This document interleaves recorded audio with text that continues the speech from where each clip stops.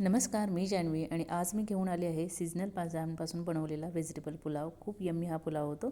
तर चला तर आपण रेसिपीला सुरुवात करूया. तर त्यासाठी इथे मी गॅसवर कुकर ठेवलेला आहे. त्यामध्ये मी तेल घालून घेतलं आहे. त्यामध्ये 1 चमचा जिरे घालायचे आहेत, तमालपत्र घालायचं आहे आपल्याला आणि सोबतच बारीक चिरलेला कांदा घालायचा आहे.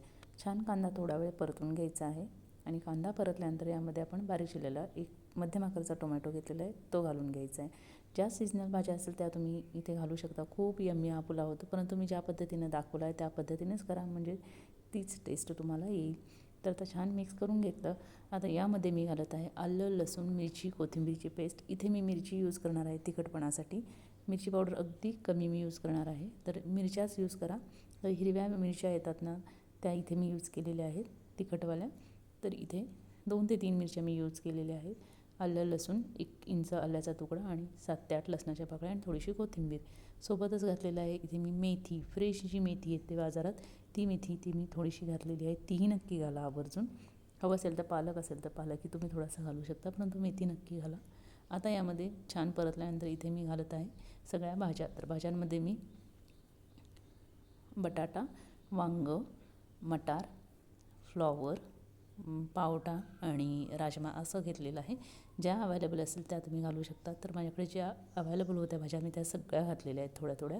सोबतच घातलेलं आहे 1 चमचा हळद, छोटा 1 चमचा हळद घातलेला आहे मी आणि थोडंसं मीठ घातलं आहे. जे भाज्यांना पुरेल एवढंच मीठ आपल्याला सुरुवातीला घालायचं आहे.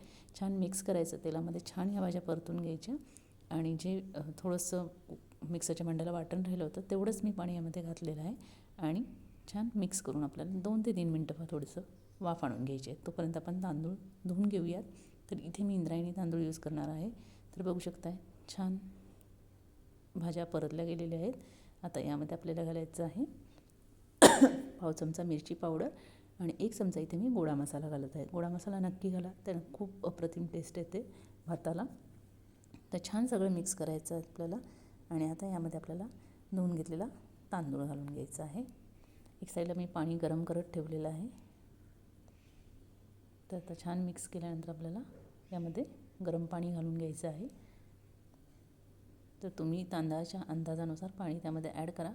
तर मी नेहमी तांदळाच्यावर 1 इंच पाणी येईल एवढं मी पाणी घालत असते. तर तुम्हाला दाखवतेच. आता पाण्यासोबतच इथे मी दूध यूज करणार आहे. तर 1 छोटा कप इथे मी दूध घालणार आहे किंवा तुम्ही अर्धी वाटी दूध घालू शकता. तर ते नक्की घाला, त्याने खूप छान टेस्ट येते. चव बघितली, मीठ आपण सुरुवातीला फक्त घातलं होतं, तर जेवढं मीठ लागणार आहे तेवढं मीठ अगोदर ॲड केलेलं आहे. यामध्ये दूध घालून घेतलेलं आहे. दूध हे नक्की घाला. कोथिंबीर घालायची, छान मिक्स करायचं आणि आपल्याला याला 3 शिट्ट्या करून घ्यायच्या. खूपच यम्मी पुलाव हा तयार होतो. तुम्ही नक्की अशा प्रकारे करून बघा.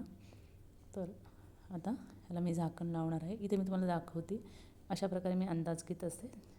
1 इंच त्यावर पाणी आलं पाहिजे आणि आता 3 शिट्ट्या करून घेते. तोपर्यंत आपल्याला कोशिंबीर करायची आहे. सीजनल भाज्या आहेत म्हटलं त्याप्रमाणे इथे मी गाजर घातलं नव्हतं. गाजर आणि बीटरूट मी किसून घेतलेलं आहे. काही काहींना बीट आवडत नाही, तर अशी कोशिंबीर करा, खूप चवीनं मुलं खातील.